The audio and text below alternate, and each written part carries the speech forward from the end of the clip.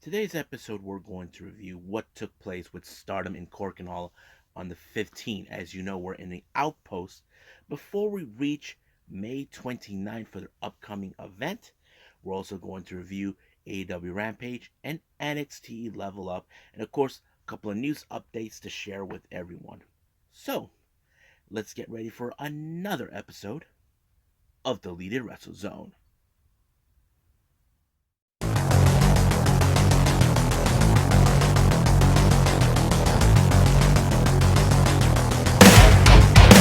Are you ready? Get up, get up! Get up, get up! Get up, get up! Get up, get up! Get up, get up! Get up, get up!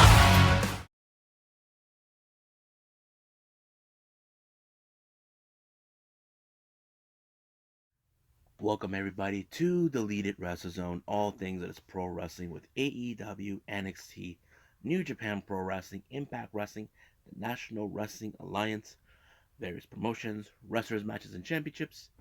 I am your host, Gerard here. So, let's begin with Stardom that took place in Korakuen Hall on the 15th of May. It opened up with a three-way match with, well, technically it's more like a handicap in every aspect. 2-on-1. We have Rina versus Ruka versus Hanan. Now, Rina and Ruka, if you guys are familiarized, they are members of Odatai. Hanan is, in fact, the member of Stars. However, Ruka has a title match coming up with Hanan for the future of Stardom. As you know, she already won that title once before, but she lost that title against Hanan. So this is quite a handicap match. But however, the real question does remain is, even though this is supposed to look like a handicap from everybody's eyes and point of views, will Ruka and Rina fight? Well, they probably will have to in order to pick up the win because, as you know, Ruka would want to have the momentum to go to in this outpost to head to the 29th of May event. That is something that I know Ruka would definitely want. However, she did it by pinning Hanan, sending a direct message to her that she will be taking that title from her soon enough.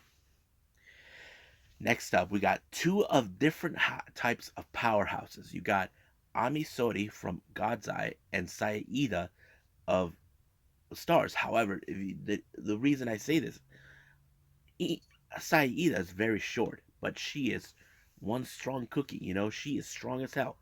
But Ami and Sori, they have one thing in common: the chops. They like to throw in the chops, and they hurt as hell. Believe me. I see how people get red right here on the chest. But who will win in this one? It's more like a female version of David versus Goliath of strength. But in this case, it was Ami Sori who picked up the victory, winning her match.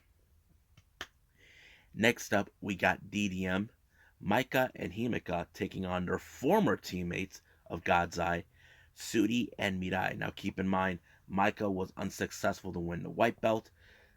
Um, Himeka was unsuccessful in winning the red belt. They believe that if they won this match, they will definitely go into getting a chance of titles. However, you got Sudi, on the other hand, who is getting prepared for her match on the 29th against Risa Sira. And of course, Mirai will be challenging for the white belt against Saya Kamitani, where, of course, Mike and Himeka believe that she's not going to walk out as the victor. But we know she's been on the rope. But the match was so hard hitting. Basically, you have strength between Mirai and Himeka, but they were evenly matched. So the match ended in a 15-minute time limit draw. Nobody wins, nobody loses. Next up, we got a one of two elimination matches. The first one we have Odatai consistent of Fukigen Dev, Saki Kashima, Starlight Kid, and Momo Watanabe to take on stars Momokogo, Koguma, Azuki, and Mayu Iwatani. Now, the reason this is this part of the match is Fukigen Dev has a shot of getting the CWA title. Now, keep in mind, nobody from the same Oriental um, nationality should be involved. Well, apparently Saki Kashima says that Fukigen Dev is half alien. I don't know how that is, but they're trying to play a little smartasses maneuver on them. That's always Oda Tai's MO. They try to pretend they're smartasses, but we'll see how that goes. But the match was insane. But I did like how it ended with Momo Kogo and Saki Kashima. Now, Momo has been the new girl on the block for quite some time, but I did like how she was able to hold her own. But Kashima was able to pick up the victory, winning for her team, and of course, sending a direct message to Mayu, her former friend, that soon enough, that title will be coming home to um, Oda Tai. Now, our next match is also another elimination match between Cosmic Angels, Waka Tsukiyama, Mina Shirakawa, Unagi, and Tam Nakano versus DDM's Mai Sakurai, Tekla, Julia, and Natsupoi. Now, Mai Sakurai is on a mission to ensure that Waka does not get her first win. But, however, it appears that Natsupoi has some unfinished business with Tam Nakano. But the match was pretty fun and very interesting because they even tried to get rid of Tam Nakano, but luckily Unagi and Mina were able to save her. But I think the best moment of this match was Mai Sakurai and Waka. Basically, as you know, Waka hasn't been got over the betrayal with Mai Sakurai leaving Cosmic Angels to go to DDM. People would have said this should have been her first victory, but no. Mai Sakurai won, but even though they continued to brawl each other, they even tried to separate. But however, in the post match, Natsupoi has always been jealous of Tam Nakano for a long time. They used to be friends at one time, but Natsupoi is telling her, just retire. You don't have the same passion anymore. But Tam doesn't want, saying she's not retiring, that why not her? And she gives, well, you'll be sad without me. Of course, Tam Nakano can't stand her crap because for a long time, Natsupoi has always been jealous of Tam ever since she became the white belt champion. She even challenged her for the belt, no success. But now it feels like they're rekindling this feud, and it's going to be a singles match. So basically, this is part two, but without the title match. Now, this next match is a five-way elimination match for the leadership of Queen's Quest. Now, if you guys remember, in last year, Momo Watanabe betrayed Queen's Quest, and Queen's Quest hasn't been with the leader since then. Of course, Hina, who was continued to study, she's in high school, I think. And of course, what's her name? Lady C became the newest member early this year as a member of Queen's Quest, and then of course they gained Amasuka to join Queen's Quest. So now they're becoming stronger than ever. We're trying to step away from the era of Momo. But the real question does remain, who should be taking control of Queen's Quest? Well, looks like Lady C, Hina, Utami Ashida, and Azumi, and Sayaka Mitani, they're all fighting for the leadership. So it's kind of interesting how this turned out to be. Now, some of you say, why not Miyu Amasaki? Well, the reason is Miyu is still an underling, still young. She's not ready for that type of maneuver, but I'm sure she'll follow who it is. But I was like wondering who should be the leader. I mean, to me there was only two choices in my opinion. It was Utami is one, and then there's Azumi. Two of them I feel like they should be leader. But having this match tells us okay who is going to be the leader. But I was surprised that my prediction came right. Well, one of them did, and that was Utami. She powerbombed Azumi right outside the ring, giving them to the event, giving her the leadership. But she's going to finish off what she started with. She mentioned on the post match promo that if you remember, Utami and Momo have talked about taking Queen's Quest to the future, taking it to the top, but they haven't done that. But now it's perfect opportunity for Utami to finish what she started, and I think that's going to be a good thing. As you know, Utami hasn't been the same since losing the red belt, but right now, as you know, Only Saya Kamitani is the Wonder of Stardom belt, and Azumi is the high speed.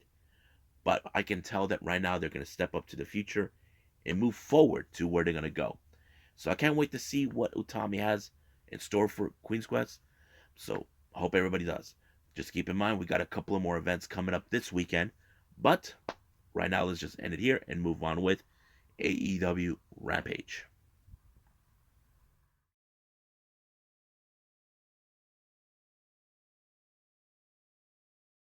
So let's talk about AEW Rampage here. It opened up with Fuego del Sol teaming up with Evil Uno and 10 of the Dark Order to take on the members of House of Black. Now, Fuego has been very, very frustrated with House of Black, who they're feeding off the fact that he is, humble, blessed, and all this other stuff. However, Fuego's in this match is a bit of a hothead. How do I say, try to undermine what he's trying to do. He knows it. This is a battle he could win, but however, it did not end in that fashion. Thanks to Brody King with his amazing skills to put, I think he put Evil Uno away.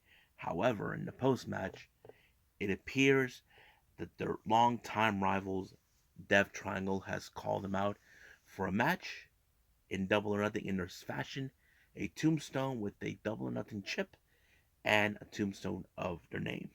This is going to be one killer match. We definitely got it behind. Now, unfortunately, what happened this past Monday on Elevation, it turns out that Anthony Bowens was hurt, and of course, being throwing the segment with the Gun Club and Max Caster, they asked Billy what they're gonna do. Well, Billy says we got to move forward, which is true. They can't hold on and wait for him. They got to keep moving until he gets back. And I mean, we it's a similar method that happened with Lij. Remember when before defected, it was Naito, Evil, Sonata, and Bushi. They were the only ones waiting until Hiromu came back after a big time neck injury. But they added a new member, not a replacement. Basically, it was more like you want this guy to join us, and I think that's that's what exactly happened, and I think that is the same thing is going on. So I think they're gonna wait for him. Now, in another interview, we have FTR who heard what Roppongi Vice saying they want a shot of the ROH tag team titles, but the real question remains: where will that match take place? We know that there's been rumors about a ROH deal that can have, TV deal that could have, but no luck. However, FTR did say that they want to obtain the AEW titles and possibly go to get the IWGP Heavyweight Tag Team titles, which is a good thing. I say if I was New Japan, I put those guys in World Tag League. That's going to be a very interesting thing to watch. Now our next match, Shawn Spears, as you know, has been declaring himself as the Giant Killer since he's this coming Wednesday he will be facing Wardlow in a steel cage match with MJF being the ref. However, the opponent was Big Damo, formerly known as Killing Dane. I thought this match was pretty good with Damo being impressive. I know people would like to see him in AEW, but right now the roster is kind of stacked at the moment. But it was Shawn Spears with the C4 that sealed the deal, and it was over for him. Now, Undisputed Era, as you know, they're on a how to say not a tear, but more like they were hoping that this Owen Hart Foundation tournament ends in favor with them due to the fact that either Kyle O'Reilly or Adam Cole win the thing. That way it stays in um, Undisputed Era. That is something that I think many fans, that's what they're hoping for. However, they're so proud of themselves what they did with Sting, but I won't be surprised if Sting gets involved again. Now, one of our qualifying match in the quarterfinals of the Owen Hart Foundation tournament in the women's division, we had Red Velvet versus her former friend Chris Sadler. I thought this match was pretty good. As you know, this is between speed and strength, but it was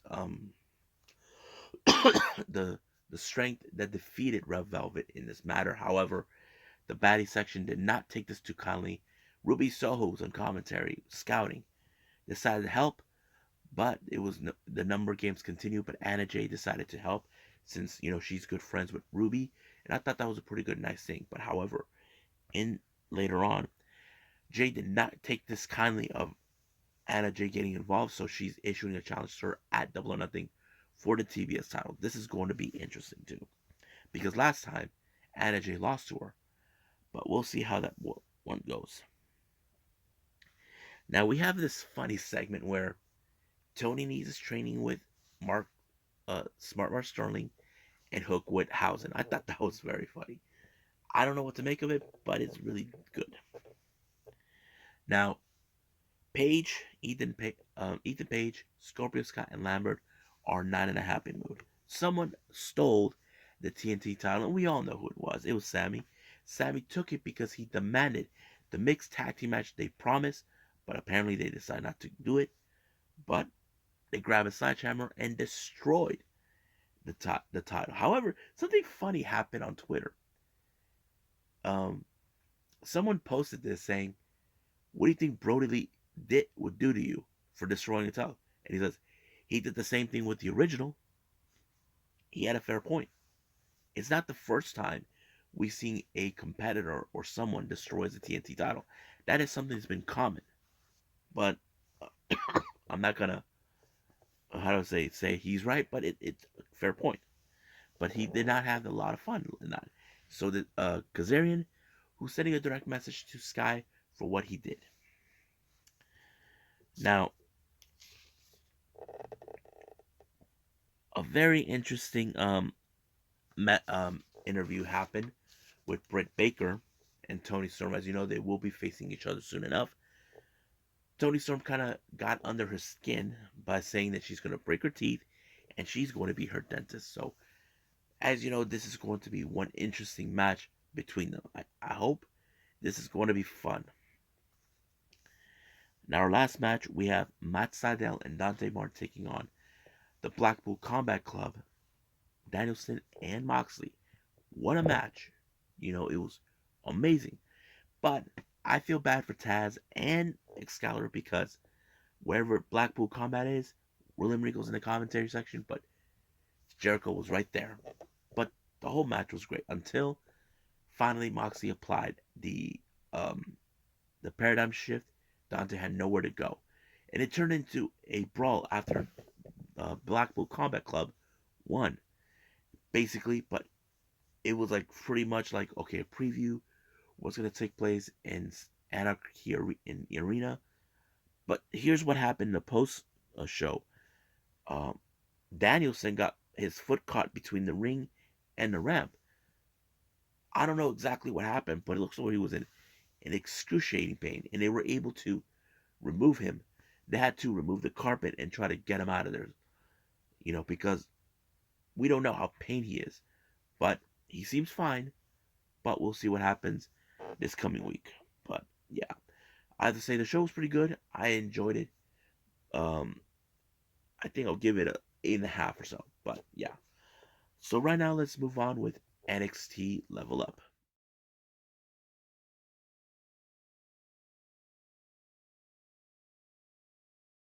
Let's go with NXT Level Up. Who will level up for tonight? Well, let's take a look. Now we have our first match. Jeff Bernal taking on Bryson Montana. Now, this is the first time I've ever seen Bryson Montana, but uh, I did not notice this because what the commentators did mention, he was part of the Avi Nile challenge and he was the last one standing. I don't know if that was their way of trying to introduce new talent coming into this, and that's pretty much interesting. But he does have a case of the background as a football player, which we know they've been looking for athletes that could transition to wrestlers. I know that's the case. But Jeff Bernard, as you know, he's been with the WWE for quite some time. Um, who's determined to get his first win. I thought this match was pretty good, but it was uh, Javier Bernal who actually picked up his first victory by pinning Bryson Montana. I thought it was great. Everybody deserves to have their first win. And like many of us who are Stardom fans, we can't wait to see Waka get her first. Now, Ivy now, as you know, she's been impressive on the tear. There's no doubt in my mind. She should be going after the NXT Women's title. And right now, she's going to do the NXT UK Women's title. But the real question remains, can she be beaten? Well, her opponent is Ulyssa Leon. I thought this match was amazing. Ulyssa Leon stood long as she could against her.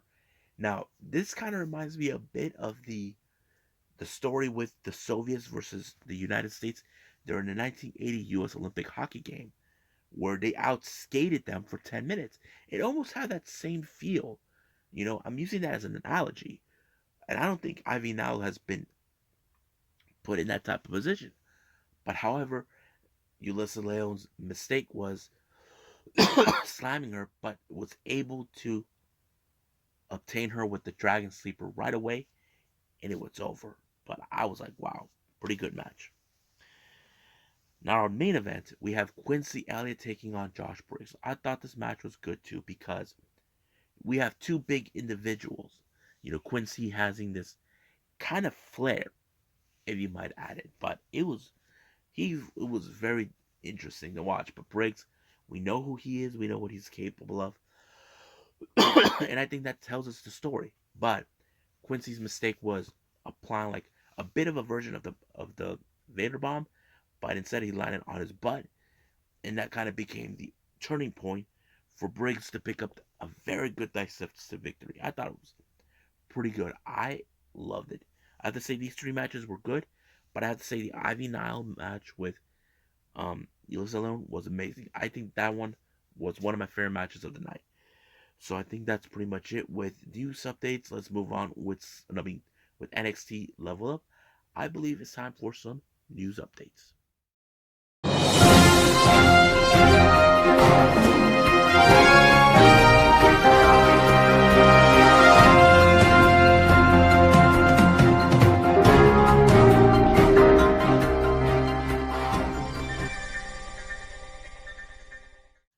Okay, as you know, the saga continues with the situation with Naomi and Sasha Banks. Now, as you know, what really took place this past Monday, they walked out on Vince. Apparently, they decided to use that on live television. Now, this was announced by Michael Cole. All this and that, saying that they were supposed to be in a assist package match where whoever pins Bianca Belair would win. And I think they're trying to, maybe, I don't know if they're trying to villainize Sasha or Naomi for what they did. That's something to me I did not expect coming from them. But the thing is this, we know we can say, yes, WWE has some creative problems. I mean, we know there's that going on. But one thing that is kind of crazy was they said they're announcing for a brand new women's tag team tournament. But with who? You know, there's not a lot of women's tag team. Most of these girls are either considered makeshifts. That to me, it's kind of like, oh man. And this is what I've talked about before. These makeshift tag teams, what are they gonna do? Nothing. And I think that kind of puts us like WWE maybe had no interest of having this women's tag team titles. I don't know, but it's kind of crazy how that turned out. But the way I see it, we don't know what's gonna happen. But the strange thing is, they said they removed Banks and Naomi's merch out of the WWEshop.com. So we were told they're going to be suspended indefinitely. But we do know that we heard now that their contracts are almost up. Are they going to wait it out? And if that's so, then God be it. But there already fans are saying we could see them going to AEW. I mean, look, I would say that is the possibility. But the real question does remain: is Tony Khan will be interested? I don't know. That is the thing we gotta wait. I heard rumors that Regal said he pushed for Banks to be in NXT. I wouldn't be surprised if he does the same thing with AEW. That is something we can expect coming from him, but we just gotta wait and see. So I think that's pretty much it with the news updates. So let's just end it right here. Well, I hope everybody enjoyed this episode. Coming up, we got Choco Pro with New Japan Pro Wrestling with Day 5 with A Block taking the stage. And I might throw in a bit of the NWA USA on this one. And then there'll be another episode later on, but we'll see from there. But right now, let's just say I'll tell you guys right now, I must bid all of you adieu. So goodbye. Mwah, and have a nice day.